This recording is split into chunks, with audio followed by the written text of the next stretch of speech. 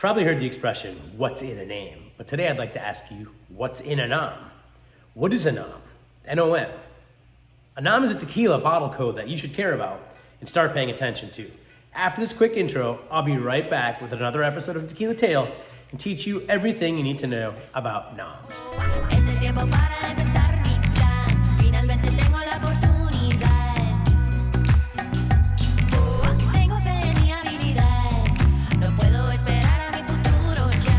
Welcome back to Tequila Tales. Thank you for subscribing and liking this video. I appreciate it, you guys. Now, we're talking about noms, a nom in the case of tequila. A nom, or what it stands for, the acronym, Norma Oficial Mexicana, is what it stands for, nom. Norma Oficial Mexicana is a 4-digit number that's on every single bottle of tequila. Here I've got a bottle of Cascuin Tahona, a very, very good Blanco, very pricey one. 1123, you can see it right there. They'll be in different places on different bottles. Everyone does a little bit different, but here's a bottle of Grand Mayan Silver.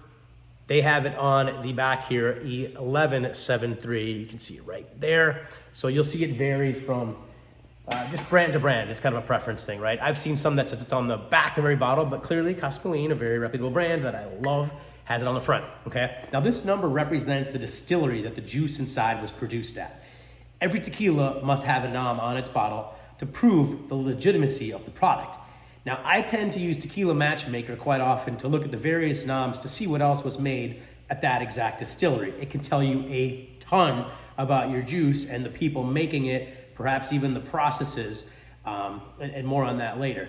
But this tells me either one of two things when I look at that, right? One, either tons of legitimate tequilas are made at this distillery, or maybe just a handful, which I prefer, or that this factory probably has a diffuser there and just pumps out tons of commercial product. Now, what does that mean? A diffuser, which I've talked about many times in other videos, is something that helps accelerate the process of making tequila, but it also is not a traditional way. The juice can be very artificial. It's not a preferred thing among gurus and people that really enjoy fine tequila.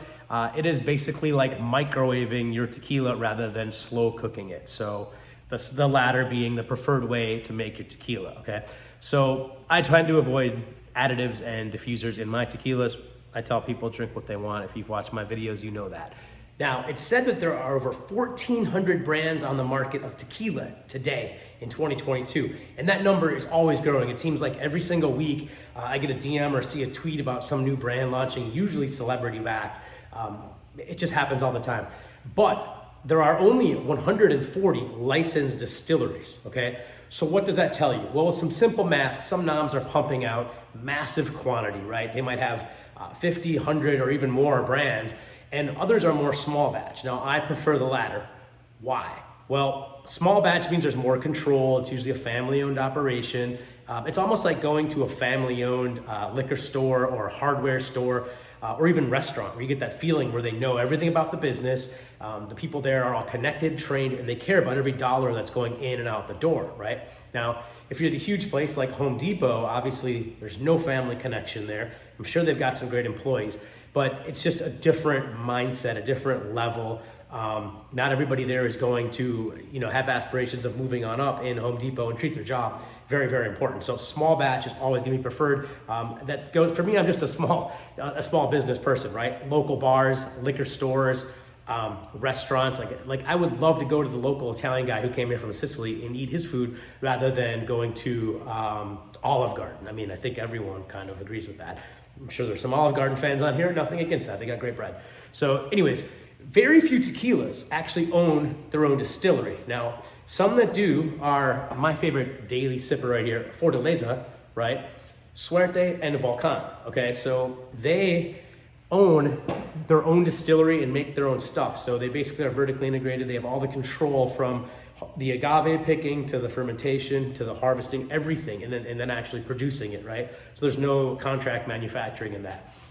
Now, this information does change, right? People move from nom to nom. So please subscribe and I will give you updates on where tequilas are going, and if they're going to new facilities, obviously you'll find out about that because it does change a lot of things.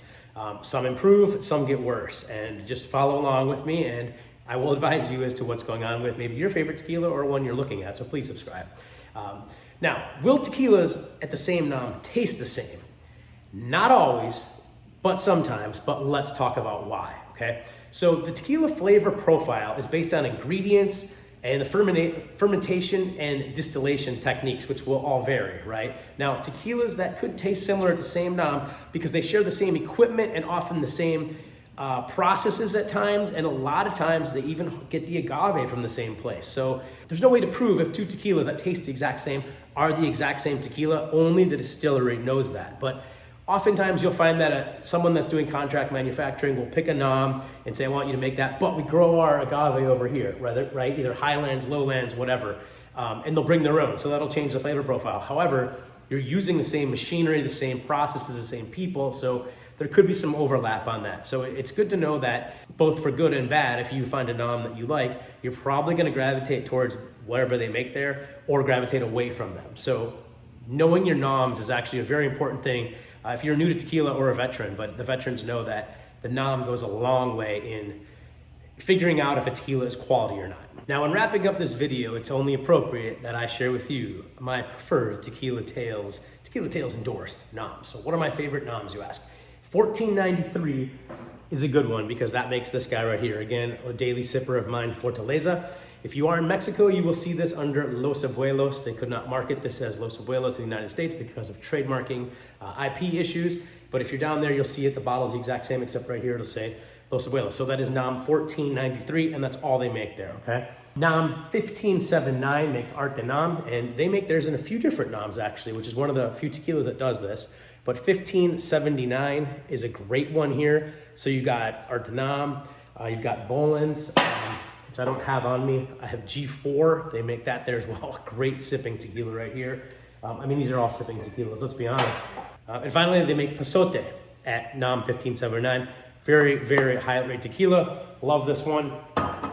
1146 is probably one of the biggest powerhouse noms out there, right? So you've got brands like Don Fulano, very, very good añejo they make right here. Fuente Seca, which I think I brought up earlier. Maybe I didn't. Oh, hold on. Here's a beauty for you right here. This is a fantastic tequila right here. So that one is also made at Nom 1146. Cimarron, I'm not sure how you pronounce it, but this is, for the price, this is one of the best tequilas you can buy. Very affordable tequila, right around 30 bucks. And of course, my favorite tequila of all time, mostly because you get a liter out of it. I mean, when you're in the extra añejo category right there, there's just like a 1A, B, C, D, E, E, F, right? They're all super good. But for me, I get a liter in this, so this is the winner. And I do like the taste profile. It's just amazing. Layers of awesome taste right here in this tequila. Tears of Girona, if you haven't heard of it, I'll have the link to the review below. I have an individual review of it as well as a full lineup of best extra añejo tequilas. So that is your Nom roundup. And of course, I can't close this. I can't say enough about this brand. I've got so many videos coming out, so please, again, subscribe. But Nom 1599 makes right here, this bad boy, Cascanes, right?